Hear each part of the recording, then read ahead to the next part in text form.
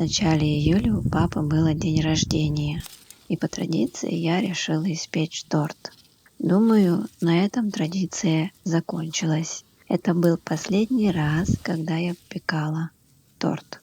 Какие бы страстные, душевные и прочие шаги я не делала по отношению к мучным изделиям, они не питают ко мне взаимной любви.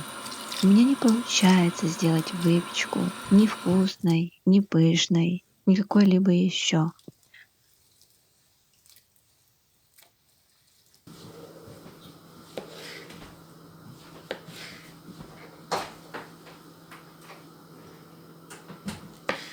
В этот раз для прослойки я использовала кокосовые сливки. Мне повезло, я нашла их в магазине. С учетом того, что я живу в небольшом поселке с населением примерно 25 тысяч человек, и несмотря на обилие торговых точек, в нашем поселке трудно найти вещи и продукты, которые бы удовлетворяли мои запросы и желания. Но, как я сказала, в этот раз мне повезло, я заглянула в магазин и случайно увидела там кокосовое молоко. Именно то кокосовое молоко, где образуются сливки, которые можно взбить для крема. Но в папин день рождения стояла такая жара, что крем, который я взбила, весь растаял. И в общем в тот день я решила, что больше не буду печь торты, а остановлюсь на тартах, которые не требуют выпечки.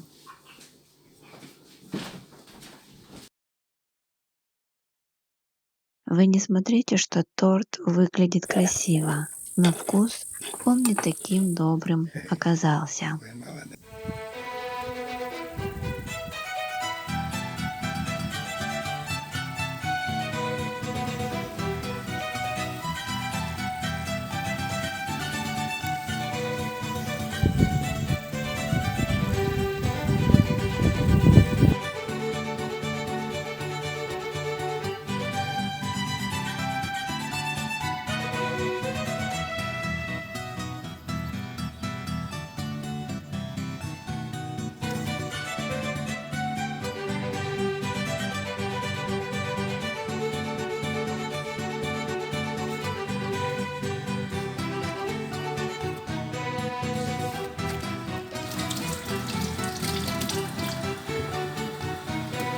Недавно я смотрела кино и выглядела в нем рецепт испанского рагу.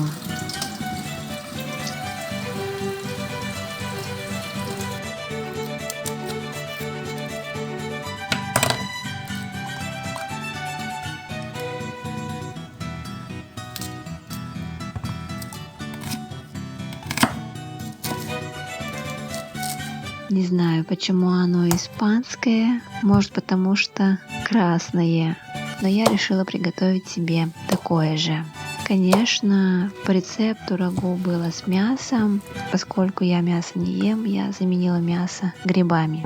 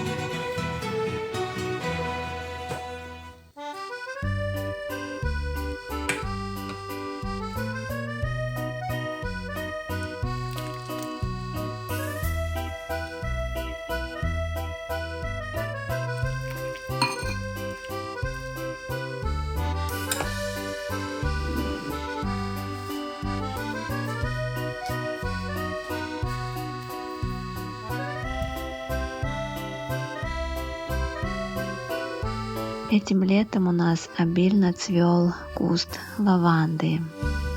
Время сбора цветков как раз приходится на июль.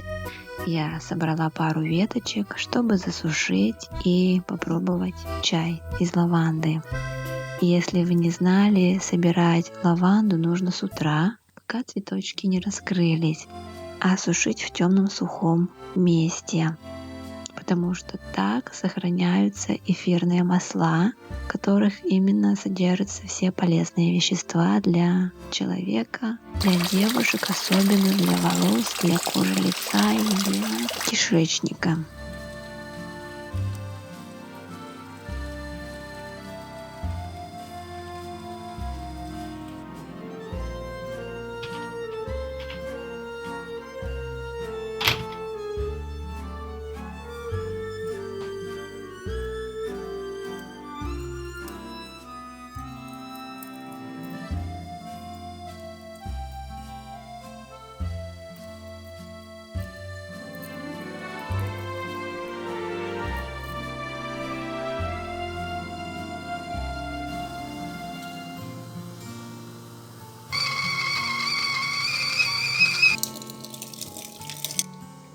И вот я впервые попробовала лавандовый чай. Первые глотки показались мне горькими, но постепенно привыкаешь к терпкому вкусу чая. Его рекомендуют пить на ночь, он хорошо успокаивает, расслабляет, дарит крепкий сон, но по своим внутренним ощущениям до вечера я ждать не могла.